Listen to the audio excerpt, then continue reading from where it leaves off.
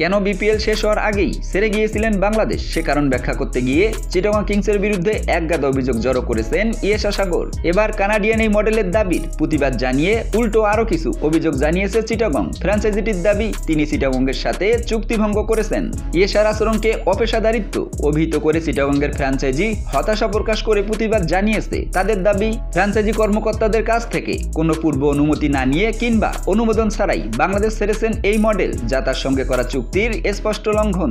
বাংলাদেশের নিরাপত্তা নিয়ে উদ্বিগ্ন থাকলে কেন তিনি 1 মাসেরও বেশি সময় বাংলাদেশে ছিলেন, এমন প্রশ্ন তুলে ফ্র্যাঞ্চাইজিটি আরও বলেছেন, তার হঠাৎ দেশ ছাড়ার কারণ নিরাপত্তা নিয়ে উদ্বেগ নয়, চিটাগং কিংসের সঙ্গে করা চুক্তি ভঙ্গ করে ভারতের লিজেন্ডস টুর্নামেন্টে যোগ দেওয়া তার পূর্ব পরিকল্পিত সিদ্ধান্ত ছিল।